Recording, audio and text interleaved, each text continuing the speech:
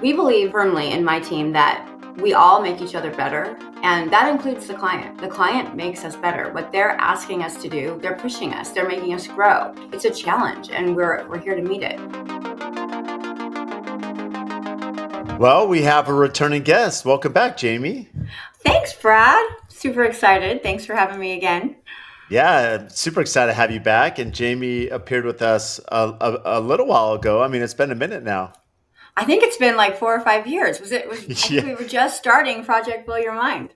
we were just on Project Blow Your Mind, and I know we're going to recap that today. And I can't believe, I mean, Jaimee is this shows you what it's like running a business. She's a go-getter. I was just speaking in Vegas with you on the panel. You were there at Market all week, and you're already back early morning here on the podcast. I mean, I think we landed at 8 p.m. and I was at work at 7 a.m. That's our lives, Brad. How's your documentary going? You had a documentary crew following you around and to capture your crazy life. Yeah, it's been fun, and we're gonna have some good content coming. They're gonna be filming over the next 6 months. I mean, recently I had Jude Charles on the podcast again, another returning guest, and he actually just launched a little preview trailer. I'll send you. I'm excited about it. I think a lot of it. To your point, Jaimee. I mean, here you are.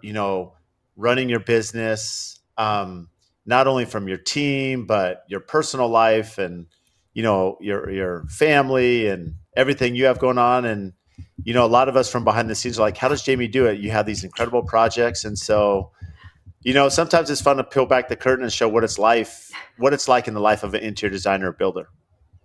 Yes, I agree. I think Ooh, I lost an AirPod. I'm excited. Do you want me to hold on? Do you want me to get that? I'm excited to Yeah, see grab it. your documentary to capture how hard you work because it's insane what we have to do to make it all happen.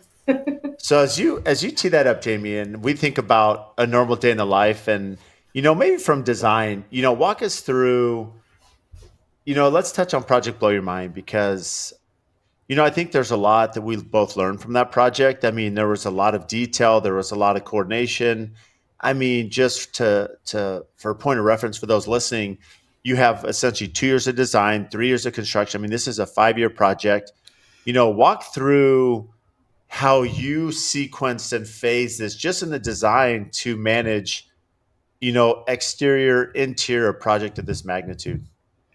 Well, this project, I mean, it took us all by surprise because none of us, when we went into it, I think including the homeowners, thought it was going to be what it was, which was a 25,000 square foot compound.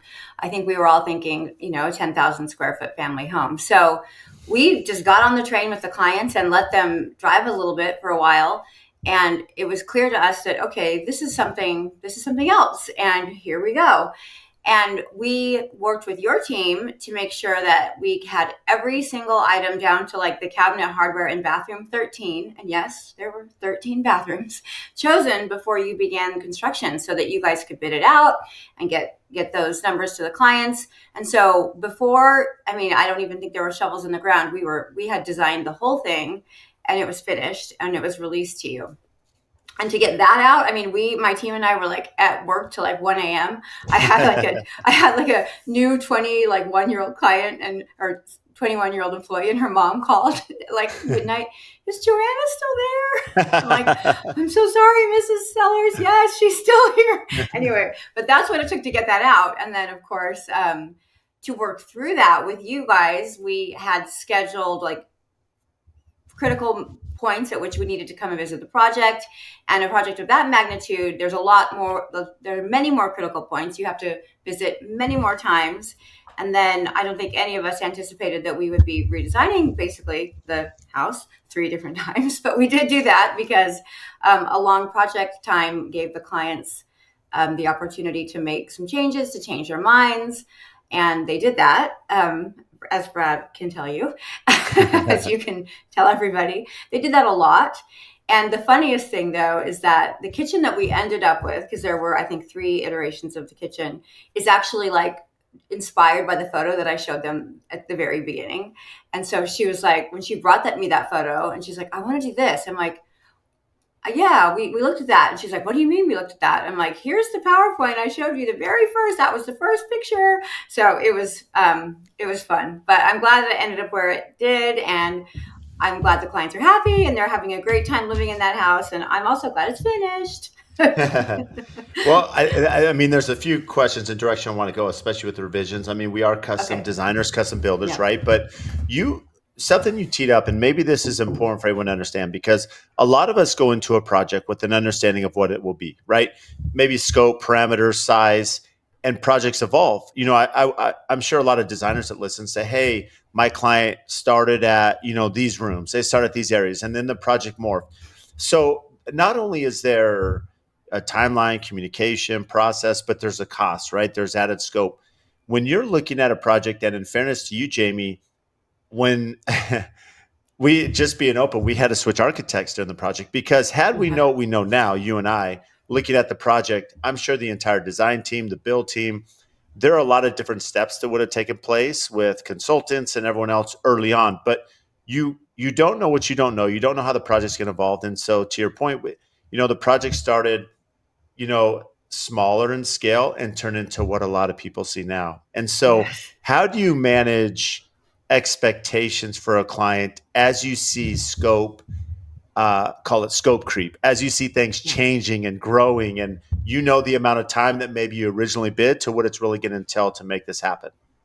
Well, we were lucky in this one. I really love the question. We were very lucky in this one in that the clients understood that they were changing things, that this was growing, that this was something completely different than we talked about when they came to us for our initial consultation. As a design firm, we charge by square foot. That's how we work our design build contracts, is that we are billing a flat fee based on square footage. And so as the project grew, that gave us the ability to grow that fee and to go to the clients and say, okay, we were at 10, now we're at 20, this is the fee. And we were lucky in that we did not get pushback from the clients, and they were very respectful about that. And when they came to us and said, hey, Jaimee, we want to totally redesign the kitchen, I was like, okay, well, I'm going to have to charge you for that. And they were very understanding. Now, I have also had clients be like, why? And I'm like, what do you mean? Why? Like, we don't work for free. That's not how this works. But you have to have a lot of, I think, experience and confidence under your belt, which I probably didn't have in the beginning, to go to the client and say, I am so excited to make your dreams come true. We're here for you. We're going to make it absolutely amazing. And then this is just the cost. And then they get to choose. You need to do it before you do anything, so that their expectations are managed. But I think it takes really good communication and a lot of confidence and surety in yourself to just know your worth and ask for it. I love that you brought up confidence. The reason I want to bring that up because yes, there's an evolution, there's an understanding of their business. You understand costs and payroll and overhead and what it takes to execute. You don't know that early on. How does confidence, understanding your business, play a role in delivering the message to the client of what it's going to be? I think they can just sense it underneath the whole tone of every conversation. That are you malleable? Can they push you around? And in the beginning of my business 12 years ago, I got pushed around. I didn't get paid by my first client. So you have to develop that. And the hard thing is that only comes with experience and time. I hired some business coaches pretty early in my career that really helped me develop that confidence, and that was key.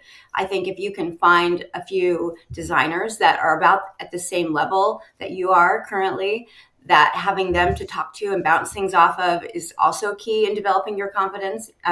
There are a few designers in town in Phoenix that I'm very, very close with, and we have this epic group chat where we're just like, am I losing my mind or am I being abused a little bit here? And it's really helpful. And I also just sought out mentors. There was another designer who was older and more experienced that I would go to and ask for help. And so all of those things contributed to me being a little bit bossy now. I think we all have to be bossy, but when you Yes. speak of your business coaches, Jaimee, Yeah. are there any specific examples or what was it that really helped you maybe expedite that growth and confidence to deliver your messaging? Well, I will not ever forget the first meeting I had with them. I had traveled to Little Rock, Arkansas to meet with Toby Fairley, who, if you're an OG designer, you know who she is. She's a big deal. And she had a partner at the time in coaching named Shamin Taylor Smith. And I still work with both of them today. And Shamin was like, what do you mean you're not sure? What do you mean you don't feel like you can do this? Like, look at your pictures. What's wrong with you? You're amazing. You're a designer, you idiot. And like, that was great. That for me was like literally the transformative point. I was like, okay, great. So really it just kind of took for me hearing it from somebody who I was very impressed by and respected. And then also just, deep down in myself, I knew I could do it. It wasn't hard for me to design. I loved it. It made me happy. And that's just how I move forward. It's interesting how those evolve. If you look at Jaimee 1.0, those early years to now, what's different about you, or maybe how the clients you're looking for, the projects you're looking for, the maybe the systems in place. Yes, I was just going to say I should have talked about systems. So systems give you confidence, and you don't think they do, but they do, because when a client comes to you, has a question, how does this work? How does this, because you've thought about it, you've made the system, you know the next steps, and that is so important. That gives you confidence that you can handle anything that comes to you. So we really have to develop systems, or had to develop systems early on. I'm still developing systems. We're working on systems every day. How can we make this better? So that also shows to the client, because they see that you have systems. They feel that you have the confidence to answer their questions and the confidence to walk them through your systems and give them really good expectations upfront, like how this is going to go, what's it like? Because most people who hire a designer, it's their first time. I mean, very, very rarely do we get repeat clients who've done this over and over and over. We have some now, but in the beginning, you don't. So, Well, and there's two parts to that. I think, I'm sure you've dealt with this pushback, Jaimee. I know I have from the builder when, I'm sitting there with a client saying, well, it's a mandatory SOP, standard operating procedure, that you have a designer, right? Because I understand the value you bring. Project Blowing Mind's a great example. I think all projects change no matter what, right? Especially these long durations, things come up. And, one of the things I always dealt with, it was a real challenge early in my career, was, details. And what I mean by details isn't the quality of construction that we're building. It was more like, hey, Brad, I didn't know that the seam would be there at the countertop. I didn't know that the overhang would be 2 inches and not flush, or maybe I wanted 4 inches, or maybe I wanted not 18, but 24 for stools, whatever it is.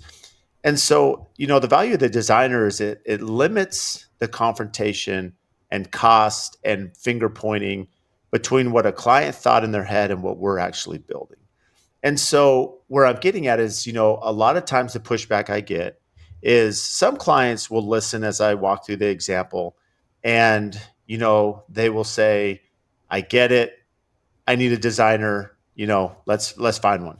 Some of them are like, hey, Brad, we know what we want. My wife's a great designer. She's done our last three homes. She's has great style, which again, many of them are very talented. I'm sure you've worked with clients that really know what they want. They have a great sense of style. They know exactly what the look is, but there's always one missing component. Does your wife or spouse do CAD, right? And I always bought a design book. Like, look, here's Jaimee's design book. Will you produce this for me to build from? And that's typically where the light bulb comes on. How have you worked through those different personalities? Because I'm sure you've worked with clients that have never had a designer. You work with clients that feel they know what they want, that maybe, I don't want to say are in competition with you, but maybe, and not threatened, but maybe there's, how do we get to the same page of what I want and what you're designing? well, we work in partnership with our clients. I mean, I spend the first couple meetings with the client like asking them so many questions. As you know, I used to be a newspaper reporter, so I really get to the heart of the story like right away. Like, what is your North Star? What are we walking toward? What motivates you? How do you want your house to feel? So and they are there, they're hearing me ask all these questions. And so by the end of that very beginning meetings, they know, okay, she's got me.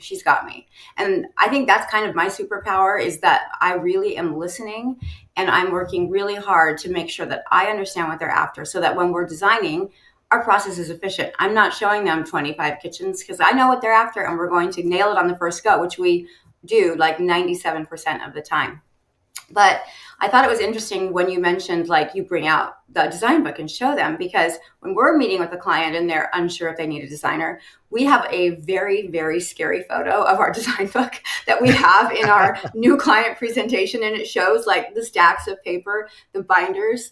And they're like, that's what it is. I'm like, that's what it is. And then we walk them through the spreadsheets, and we show them like everything is on a spreadsheet. Everything is drawn.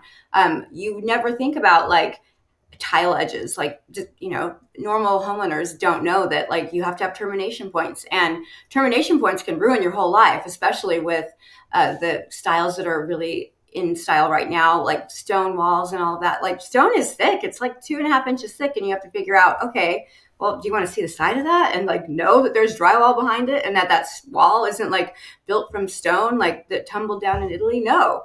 So I think, people can know what they want, but to carry that out at the luxury level is something very different. And it takes more than just creativity and a great eye. It takes skill. It takes understanding of every detail that is part of it. It takes understanding the trades. We have to put together these schedules and our specifications in a way that the builder, can easily like hand that off to your metal fabricator and say, okay, here are all the things that you need to do. So we're also helping manage the project in that way, so that you can get accurate bids, and that the trades are fully disclosed what they need to create. So there's so much more than the eye, the beauty. That's the fun part, but that's 10% of my job. Well, one thing I remember you saying specifically to our clients at Project Blow Your Mind, and this is what, 6 years ago. I mean, when we really started these conversations. But I remember you said, "Hey, I want you to live in your house for 2 weeks, and I don't want you to touch anything. I don't want you to like get a house cleaner. I don't want you to move stuff. Just kind of operate. I want to." And your point being, you're like, I want to see where you come in and you drop your keys, where you put your mail. I want to see where kids are putting their backpacks and shoes. And I thought that was really interesting, because you said, I want to see how you're currently living in your home so that I can design around that. Thank you. I love that you remember that. Yes, we tell people that. We say, we're going to come over, do not clean up. We want to see the pain points so that we can engineer them away. We want to see how you live, and how we can help you make that better, because we can design systems that actually change a life. Recently, I built my own house. This is my husband's office that I'm in. And, he comes in at the end of the day, and like all the stuff, the tennis bag, the shoes, the watch is like, and I'm like, oh my gosh, it's all over my counter. I can't deal with it. So I'm like, I'm going to design him a system. And we've lived here for a year, and I no longer see shoes, tennis bags, watches, anything on the counter. So it's great. I don't follow my system. I come in and put my purse on the counter, not in my locker, but it really does, it really does matter. We ask clients, like, where do you grocery shop? Are you having your groceries delivered to the front door by Instacart, or are you bringing them in? Because that's two different ways. That's two different locations that we will want your pantry. Do we want it close to the front door? Do we want it close to the garage door? There's a lot to think about. And if you hire a designer at the luxury level, we can really make your life better, which not just pretty, but better. I love that, because even the question, are you Instacart or are you bringing it through the garage? That's fascinating. One thing I want to touch on, Jaimee, that I was really impressed at the reveal. So, you have, as you mentioned, live in your house. We're going to engineer the design around how you're functioning on a day-to-day level and what your lifestyle is. Fast forward 2 years of design, fast forward 3 years of construction, as you're like, hurry, Brad, and get this design done so I can get my furniture in the house. but Get we those go through photos. yeah, we go through the reveal, and there were some incredible sentimental pieces that you had designed. So you had taken very personal things. I'm sure it'd be okay. One of them was, each key they had from each of the houses or apartments they lived in over the years. And you create you had some incredible artwork. Again, you're taking sentimental pieces from their family genealogy and memories, and their lifestyle and incorporating that. Walk through, because it's one thing to hire a designer, and I'm not lessening the craft, but as far as, the exterior of the home, the interior of the home, the kitchen, the engineering of living day to day, but incorporating your design into things that the client has collected through their travels or are very sentimental to them. I feel like that's the separating point, not just from a design perspective, but also that personal side. Thank you. I love to do that. And I think that is one of the things that sets us apart as a design firm is that I am very much trying to tell my client's story. I am very much trying to make the house feel like them. I want it to feel like home the minute they walk in. And I can't do that by like insisting my aesthetic upon them. I have to really work to draw them out. And I have always loved and collected mementos and pieces from my family story. Behind me on the wall, you can see these framed pipes that belong to my husband's uncle that had an amazing pipe collection. So I like to frame things that are interesting and unique. And that's an incredible way to actually tell the client story. So when we are getting to furniture and getting ready to dress all these walls that we've built, I ask the clients, I'm like, okay, I know you have somewhere in your house, like a Sterilite container or a tote or drawers full of things you can't throw away. I want you to bring me them. And Ash, or our client, I almost heard our client brought me like 5 huge storage containers full of the magic of her life, things that she could not part with. And they were the best I think I've ever gotten because we had like keys from her grandparents' house. We had her grandfather's cowboy hat that we framed. Her family were ranchers, and so we had like napkins with their brand, like that you would use to brand a cattle. We really had incredible pieces that we then turned into art. I have a framer here that we work with hand in hand on every project. I can't live without him, like an art framer, and he works with me to make these into shadow boxes. But it's a lot of work. It's a lot harder than going to market in Las Vegas and finding a great piece of art, but it does make you stand out, and it's always the thing that lingers with the clients after they walk in. That's where you get the tears at the reveal when they walk in and they see themselves, their story on the wall with the family photos. That is always the best part. That diagnostic, Jaimee, I'll give you credit. And I have to give credit to one of my superintendents, Mark Dawson, um, because I think it's the value of listening. And for you, in that design process early on, to listen to the client, to really understand, things that are important to them. You mentioned that they had dropped off some really important pieces, and now you're incorporating that. Mark, we were doing a renovation for this incredible couple, and we were walking with the client for the scope, early on. So this is pre-demo day. Early on, as we're walking through the scope, as we're putting together, the plans and design, and the clients opened a pantry door, and inside the pantry door, they had 2 boys, and so over the years they had marked their heights every year, right, as the kids grew. And she's like, I'm so excited for my new renovation. I'm just gonna be sad to lose this old door, right? And so it was just in passing. It was a quick, little 30-second blurb. Fast forward 2 months, it's demo day. Mark, my superintendent, goes in, he grabs the door, he takes it off the hinge, puts it in his truck. I don't know. I mean, no one knows this. He just does it. He just thinks about it. And he was a cabinet guy by trade. So fast forward 6 months, the renovation's done. We're showing the client doing the reveal just like you did, Jaimee. And he goes into his truck, and he had taken this door and he had cut it up and framed it and made it like this incredible piece. And he hands it to the client. And the wife just like tears everywhere, just bawling. And so I think, the point being is that, so many times we're trying to execute and get the job done and, you know, build these incredible projects for our client. But sometimes it's that quiet little comment they make, and to pick up on that. And, I really sensed, you could see how emotional the client was throughout the whole reveal, because all throughout the home, similar to Mark, you had those little mementos almost in every room throughout the build. I love Mark. What a great thing to do. Right. That's incredible.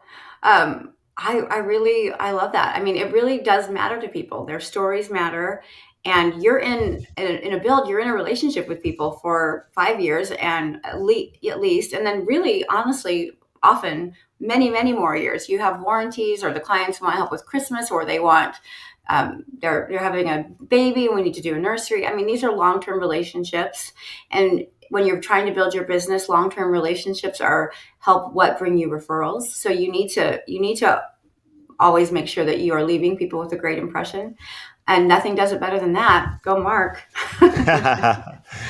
You know, one thing I want to ask you, in line with all these things is when it comes to construction and design, I look at some of my trade partners and, even though when a client comes in and they've maybe installed this beautiful tile surround, or maybe they've framed, one of the bedrooms, and the client comes in, and even if they're willing to pay for the change, emotionally it can be like, I just did this work, this masterpiece, I got to redo it. It's human nature, right? You could be discouraged and have to be like, okay, you mentioned that I'm sure this project and others you've had to redesign certain rooms and kitchens and so forth. um, how does that look like from you, just to be able to get the team on board to be like, hey, they may have moved on to the next project, and not like you're dismissing the client, but there's a lot that you have on a daily basis. How do you manage just the, I don't want to say attitude, but maybe the feel of the office when you are redesigning things, when you are redoing work, when the clients are changing things, you're like, oh, this is tough because I was emotionally attached to what this is going to be. That is so hard. I mean, that is so hard to dig down and find the motivation within yourself. We believe that firmly in my team that we all make each other better, and that includes the client. The client makes us better. What they're asking us to do, they're pushing us, they're making us grow. And sometimes that's they're making us grow visually. Like, we never, okay, let's redesign this kitchen for the third time. What else can we possibly do? It's a challenge, and we're here to meet it. And then sometimes it's okay, they're pushing us. We are exhausted. We have designed this kitchen 8 times. I can't believe we have to do this again. But at the end of the day, my team, and I think most designers, we're in it to make people happy. That is really the business that we're in, is to make people happy. And if that's what is going to make them happy, and if they're treating us with respect and kindness and willing to pay to make these changes, then we are willing to do them. So And walk then us I through buy this. the team lunch and pizza, and we talk. We talk. I have to, you have to lead with positivity, which I we all struggle with, and so I cry my eyes out to my other design friends, not my team, and lead my team with grace and courage. I honestly, I want to, I love that you said that, Jaimee. I mean, here's the reality of entrepreneurship and business owner is that you're painting the vision for the company. You're leading the charge, your blades in the trail for them. And so it's hard. You don't want to be vulnerable. You want to paint this, hey, we got this. We're going to do this. We're going to get through this, right? You're leading, but behind the scenes or internally, maybe like, this is going to be really hard. And so, how important is it to have fellow colleagues and designers that you network with, just from the loneliness of the entrepreneurship journey? I mean, I could not do this without them. I called Kristen Forgione of the lifestyle company like a week ago, and I'm like, I am in it. I'm like, and I'm so lonely. I'm so lonely. I have no one to talk to. And because I don't want to talk to my team about, what Hmm. challenge we were going through at the time, which we figured it out. But she was great. She was there for me. And so are Lexi Westergaard and Jenny Slingerland from Black Ink and Brittany Simon. Like, these are my girls. And having them has been the secret to me being a better employer. So you really have to find someone to vent to that is not your team. I have done it the other way, and that isn't good. You need to keep the things that you are struggling with out of the office so that you can be there for the things that your team is struggling with. And I'm still working on that. It's a powerful networking group, and let me ask you this. It's funny because I've had Kristen's been on, and Jenny's Yeah. been on, and Brittany's been on, and Hmm. Lexi's coming on next month. So again, these are all local, and Amazing. this is like your powerhouse team. Hmm. Um, how do you build that where, in a way, maybe not directly, but in a way, you're competitors. In a way, you're Yeah. in the same market in Phoenix. Some of you work abroad, but a lot of you are here on the same footprint. How do you build comfort with your competitors to be that open? I mean, it wasn't my instinct to do this, but as I was in business for longer, I'm like, oh gosh, I really could use a friend here. And then we were on a Sub-Zero retreat. I was on a Sub-Zero retreat with Lexi and Brittany, and we just hit it off. And I just love them. And they both have a little bit of a different aesthetic than I do, but we do compete. Like Brittany and I are up for the same projects all the time. Kristen Forgione and I are up for the same projects all the time. And there's enough business for us all in our market, and that makes it easier for us to have community over competition. But I think at the end of the day, it's just like, none of us we're not struggling. We're not trying to build. We're great. We're established. And we will get the projects that are meant for us. They will come. And it doesn't mean that like my feelings aren't hurt a little bit if I don't get it or Brittany doesn't get it. That's probably part of it.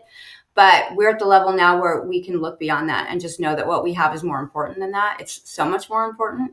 And it hasn't been an issue. So, How have vendors played a role in your success? And you mentioned that you're on a vendor retreat.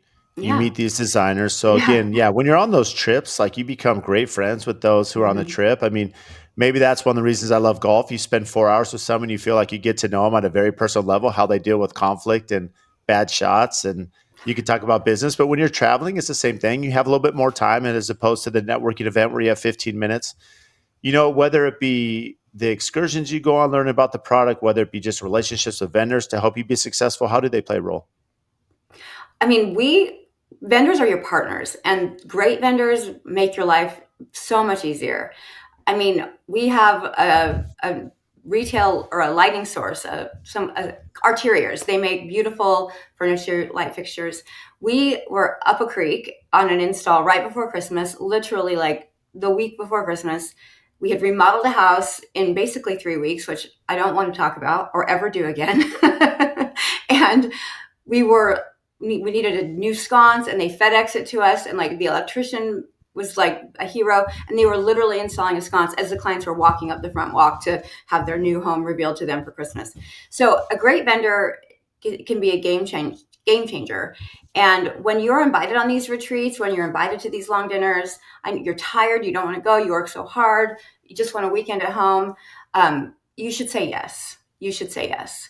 And because it will always benefit you. Every time I attend something, every time I'm like, okay, I'm going to go out, I something good happens, and you meet people who help you find your way through. I I think it's very sound advice, Jamie. We align very much with that same ethos philosophy because it is easy. I mean, we're busy. Again, you have a personal life, you have other responsibilities that, you have employees, but there's something about relationships, whether it's our vendor partners, whether it's like you and I spoke at Classic Home. From my perspective, they've been incredible. And I'm not a dealer. Like, I don't, it's probably going to be rare, if ever, that I'm purchasing from Classic Home, even though they're in most of my projects because the designers such as yourself that I'm working with use them. But, there's something to be said about the relationship and how, the business development arm where you build essentially a network of people that believe in you, Jamie, believe in your brand, and referrals and reputation. I mean, these all play a role in building Jaimee Rose Interiors. They do. And I think that's something I've learned in the more recent years of my career. I've been doing this for 12 years. And at the beginning, I don't think I really understood that this is about relationships. All of this is the whole world. We're all functioning on relationships. And the more that I've invested in those relationships and given back to people and listened and sought out partners, the more successful we have been when we've prioritized people over anything else. You made a comment a few minutes ago about clients will call you back to maybe work on Christmas or special Yeah. holidays, or maybe they have a baby coming on the nursery. Mhm. What is that like? Because again, this may be, I'm sure from a financial perspective, this isn't, a part of your business. It's, you know, filling maybe that bucket, but from a personal level where they have the confidence and you get to be part of that, walk us through that experience from that phone call to what you do and, how that plays a role just in that relationship you built with the client. I mean, I don't like to say no, and I'm not good at it. I'm not good at saying no. My team is like, can you just say no? So we have done Christmas for clients at a certain level, but we are going to stop. If you're a designer and you're listening to this podcast, probably don't start that. There's a we'll do it for you know clients who want to make that investment the first year, but that's a big commitment. But we're never going to say no to a nursery. If clients want us to come over and consult on something quick, we try to do it. We try to help, and just knowing that you will get back from that. Sometimes we can't. Sometimes we don't have time. Sometimes I'm like, okay, can I come over in a month? And I hate that. I want to be able to do it, but you have to skate that fine line of being there for all your clients, and the longer you're in business, the more clients you have. But it's something that is important, and I we need to find time for it, and we try to. And but don't start Christmas. If you're a designer, don't do that. There's the counsel. Mm-mm. As you look back at Project Blow Your Mind, the project we Mm-hmm. finished, um, what do you feel was the biggest lesson you learned? Oh, I think I learned patience. I learned a lot of patience with that. I mean, it took a lot of patience to go through all those redesigns. It took patience with vendors, with mistakes, with just we never. I don't think any of us thought it would take that long. And when the clients are redesigning the kitchen 3 months before they're supposed to move in, it's going to take that long. So just really learning patience, strength, emphasizing the longevity of relationships over, your feelings in a moment. And that was hard. It was hard to get. It was a hard project to get through. It looks amazing. We are great relationship with the clients. We love AFT, but it was hard to get through it. Don't you think? Yeah, I mean, Jamie, it's very hard. And when you spoke about systems early on, and over you and I have been in business almost the same amount of time. I'll be in business 12 years right now in March. Oh, We started March 2013, so we're right there. Um, and over the years, for sure, like today, you and I, if we're to go do Project Blow Your Mind, it's going to be light years ahead, right? Because of how much we learned from that project. And I look back from our system 7 years ago to 5 years ago to now, it's so different. The team skill of our team members, the QR codes that I didn't have, the other systems. I mean, these all come into play. I one of the things that have been very successful that we started doing now is we do an autopsy, right? So we do an evaluation of the project. Have you had time to sit down with your team and just take a deep breath and say, let's revisit whether it be Project Blow Your Mind or another project to look at the do's and don'ts, maybe the vendors that were great, the ones that weren't? What does that look like when you evaluate a project once you can take a breath of fresh air? we do try to do that. We do it often. What made us feel great? What made us not feel great? What worked? What didn't? Who do we need to send cookies to say thank you? We send a lot of thank you gifts out of my office, a lot, because we are always asking for last minute heroics and crazy machinations. But we do discuss it, and what could we have done better? What could I have done better? How did we handle the media day? Like, do we need to have the videos first? Do we need to do the photos later? Like, all of it. There's always lessons to learn right away. And my business development director and I do talk about that often. And then we have staff meetings, and we discuss, like, how could we be better? We sit down with the project lead and say, okay, what were the hardest parts and how can we engineer those away? We take the systems that we apply to building a house and we apply it to our systems. Where are the pain points? What I love about that is, and this goes back to give. I know everyone is not able to see the panel you and I were on, and the Yeah. documentary will catch some pieces of it. But one of the questions was asked about AI, and Yeah. so an example we had yesterday at our production meeting.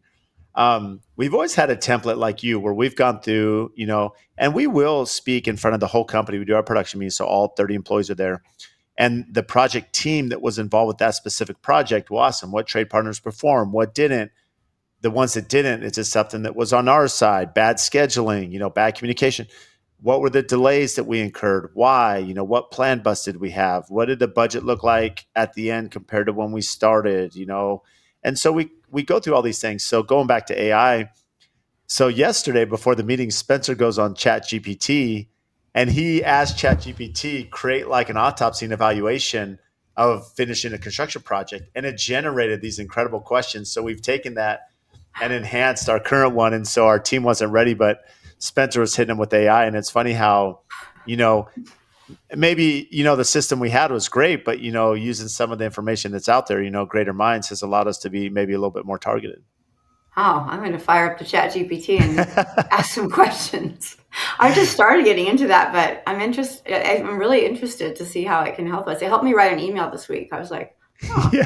cool. A social media post, an email, maybe there's something you're trying to get your mind around. One of the things I said, and which I did not do for today, because luckily Jaimee and I have worked together for a long time. We've had a lot of projects. We have one currently we could talk about. Yeah, Um, but a lot of times with my guests, I'll bring on, I'll just to get a good basis of them, I'll ask ChatGPT, give me 20 podcast questions for this guest. And it'll spit out some incredible questions. And it's amazing how it knows the guest, even though I've done research or may know them already. And just to kind of round the conversation a bit. that's cool. But you didn't ask Chat GPT No, for no, my no, no. I question. didn't. So in fairness, I came in blind. I didn't send Jaimee anything. We're here. Nope, no. But So we have, Brad and I oh, go ahead. we just did we were just on a panel together on Sunday, and we have many years under our belts and another project coming up. So let's talk about that project never leaving. Now that we go into this one and we've had the experience we had, how has that played a role? I know the scope's different, but it's still a very large home. There's a Huge. lot of amenities. There's a ton of detail. One thing that's challenging with every client, no matter where they're at, is budget always plays a role no matter what. And so you have to figure out what the client really wants and needs and what the budget allows and coordinating all the above. Yes, and this project was interesting in that these clients, they were some of the easiest that we've had in terms of she knew what she wanted. She really did know, and did not change her mind. Was very confident in making decisions, and very comfortable saying, "Okay, I like everything but this. Let's fix this." Like right off the bat. And so she was very, very clear and communicative, and that made a huge difference for us in terms of getting things dialed in and clear, and not 70 versions of a spec book that we send to you. Um, but they, it's a huge home, but we knew that we needed to not like completely ignore the budget factor. And so there have been some discussions as we came to the end of the spec book with your team, with Corey, like, where could we cut? Could we lose this? What would you be okay with? Corey and I sat together at the award ceremony for Project Blow Your Mind, the Modern Design 9 Awards, and he was like, "You would be okay with that?" I'm like, "Yes, I would be okay with that. I would rather them have money for furniture at the end and get to have this amazing reveal than, white oak doors. Or white oak beams. I can make Douglas fir look like white oak." So it's been great because we know how to work with your team and value engineer in ways that won't necessarily negatively affect the visual outcome of the home. I love that. And I want to break this down because even as involved as we are, have a really good estimating team, Corey and Jeff and AJ that are in that department. They work really hard and they've gotten so much better over the years. All of them, our whole department, they're super talented. Point being is that a lot of times, we speak about that pre-construction process, architecture, design, builder. And as much as we try to collaborate, you have multiple projects. We do. It's not like the architect, you, Jaimee, and our team are sitting together every day going through every line item. And Yeah. so, it is important that when we're sitting in front of the client having a value engineering meeting, that we're not just arbitrarily picking and choosing client and builder what we're going to take in and out without asking the designer. But I love that aspect because what's interesting is we may assume that there's certain details that Jaimee has to have. She wants it. She's very specific because it's in the spec book. Whereas a simple question saying, "Hey, Jaimee, are you okay with this?" "Oh, wait, what? Like, you're all fine?" "Okay." Because we can work together collaboratively, as you mentioned, to make sure that the house is furnished properly and that they have the budget, for every other item they want to put in the home that, from all these meetings are really important to them. Yes, I think that's something that we all have learned on projects previous, that it is important to include the designer in the value engineering, because we have ideas. We don't, all of my projects are not project blow your mind. That's the Yeah. crazy unicorn. So we know how to create amazing things and spending a little less. We do. And so if you bring us in as part of the team, we can help you. We can help find ways through. We can say, we don't have to have plaster walls in the great room. We can do it later, or let's find a different mirror for bath 7. We don't need that one. So we're happy to help, and there's always another way, and I like to help find it. In your experience, and you've worked with a lot of builders, what makes that relationship good? What could a builder do to make, the process great for an interior designer? Well, all designers will laugh when I say this, but like, read the spec book. Which you do. Just look at it. Like, we don't work with many now, but like, there are builders who will call and be like, "What's this?" I'm like, "It's on page 7, page 10, page 13." I'm like, "Just look at that. Just look at it." So we love working with AFT and with many other builders in town, because they know that we've put all this time in. We've tried, like, we have really tried to give you all of the answers to your questions. And if they're not there, okay, let's answer the questions. But that is huge. And I think it's important, like, sometimes in the process of a build, the clients are on site when we're not there, and they're communicating things to the builder, or we're walking with the clients and they're communicating things to us that need to be communicated to the builder. So just knowing that, like, we have to have each other's backs. That's very important. Like, I've got to come to you and be like, they told me these things. Let's get all aligned on this. And that has made a big difference. Just knowing that, like, part of your commitment to your clients is to have a very good relationship with their builder and with their team. And when you have that, you can give them the best result. What's the hardest part about working with architects? Not to call any of them out specifically. Where have you seen most maybe bumps in the road from a design perspective? I mean, we are blessed in our design firm at this point to be working with the best architects that are out there. And the best architects that are out there treat designers as a partner, and they know that we all do make each other better. We are listening to the clients. We are going to help you make the clients happy faster. So please bring us in as part of the process. And when we are brought in as part of the process, we can support you. We can support you with, okay, let's take this great room, let's put a furniture arrangement in it, let's make sure it fits. Oh, by the way, the clients told me that they want a Costco window in their pantry to push, boxes through for the garage. So let's make sure the pantry shares a wall with the garage. Like, we do help. And so the great architects, they know that, and it's a collaboration, and it's fun, and it's better, and the clients have a better experience. And so that, I think, is the most important factor. And then also making sure that we understand our roles from the beginning. In my book, it's like, it is the architect's job to lead the design aesthetic of the exterior. That's their art, that's their beauty. And we need to make sure that we are giving them the opportunity to do that, and that they're bringing that to the table. And sure, the clients are going to want us to give our sign off on the exterior and maybe help find the stone and choose the exterior gas lanterns and find a paint color. And we're happy to do that.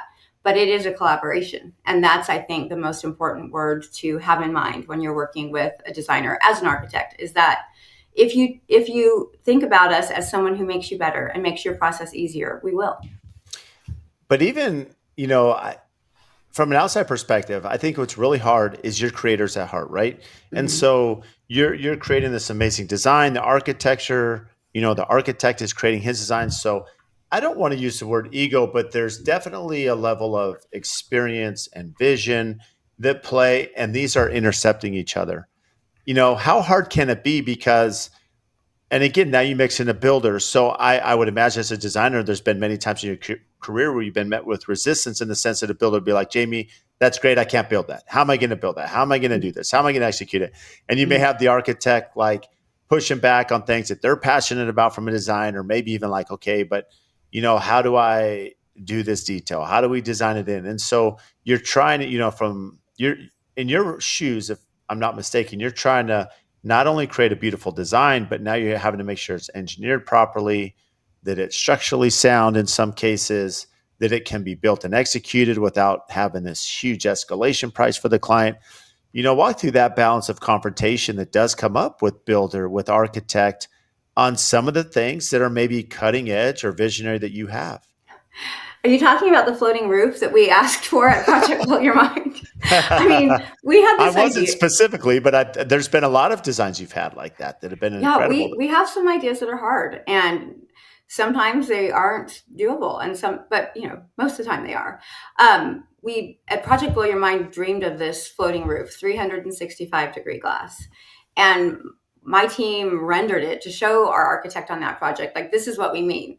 And he was like, oh my gosh, you are crazy. But we did it. We did it. We couldn't have done it without you, without Spencer, without everybody on the team, like, figuring out how to make that happen. And I think that's really the most important part, is to, like, if you have a team and you find yourself to be believing in your team and knowing, like, I don't know how to do this, but we all are going to make each other better. We're all going to be in this together. We're all going to contribute everything we can to figuring it out together. I mean, that's the move. I also think it's important, like you mentioned, ego. And sometimes in an architectural meeting with someone like Jim Blockberger, I'll be like saying something, and he's like this Southern gentleman. He's a little older, and he's like, now, Jaimee, you and I are going to have to talk about that later. And like, that's how he deals with, like, Jaimee, that's a hard no for me, and no. But I think just the way you handle those issues, and you do talk about it later, not in front of the client, and work that all out, that's lovely. And just, bottom line, I know he believes in me. I know he respects me. I know he wants me on his team. And that makes all the difference. It does. And I love the point there to not do it in front of the client. I mean, the client's hiring No. the team to make sure this all get executed. The last thing they want to hear is called the bantering, the bickering between them. And it's so important because I know there's been challenges in our past years ago, just being open, where my team scheduled meetings with the client and the designer's not there. So Mm-hmm. even if you're not bad mouthing each other or fighting in front of the client, there damage can be done in that communication process by scheduling meetings and not having the full design team there, and then Yeah. making decisions, and the designer be like, hey, time out, what just happened? I mean, I'm sure, and this is where us as builders, we have to be very careful. And as much as I believe this, I have to make sure that everyone in the company believes it, understands it to this level of detail, that we are orchestrators, we're conductors, we're not designers, we're not architects. We can't be making decisions of where tile termination points are, if there's confusion to what the field is, to what the design book tells us. The point being is that this is something we've had to continue to reiterate to our team, to make sure you are not having one-on-one meetings without the designer and architect involved, because there's a lot that goes into that, whether it's value engineering we spoke about, or we're in field going vertical. Yes, it is important just to include us. I'm really excited because on our project, Never Leaving, recently, one of my team members went to your team, which, I was part of. I wanted her to go. She wanted to be a construction coordinator, and she's now going to be working with us on our project. So she knows intimately, like, our expectations, our interests, like how involved we want to be. And I feel like this is going to be like fireworks amazing, because she, like, literally worked for us for 3 years and is one of our dear friends. And we're going to have this amazing alchemy where we have each other's backs the whole way. So I'm really excited to see how that goes. Well, let's talk about that real quick. I know we're getting Yeah. close to our Yeah. time here, but Mhm. hiring. A lot of people say, how do you hire? How do you find good talent? Whether it's social media, whether it's headhunters, recruiters. One example you mentioned, so we have Janelle working with us, Yes. and Jaimee calls me and says, Brad, I have this incredible gal working for me. She's so talented. She's so smart. She's so dialed in, and her passion's construction. You know that I have my coordinator role, which, for those listening, our coordinator functions as a project manager. They're dealing with the designer, they're dealing with purchasing, they're dealing with change orders, they're dealing with window takeoffs and cabinet takeoffs. So having a design understanding is really important for their role, and they're essentially running the project not in the field but behind the scenes. And Janelle was, so I looked at, hey, here's a recommendation from Jaimee, and we got this superstar. And as you mentioned, she's working with you, which she's super excited about now on your project. Where have you found your incredible talent that worked for you? Well, I have luck on Instagram of all the things, you know. I mean, people want to work for someone that they feel like they know and that they see being fun and, you know, dancing on Instagram with their team. So we had a lot of I know we like to do Instagram dances apparently, but we found a lot of our great talent there.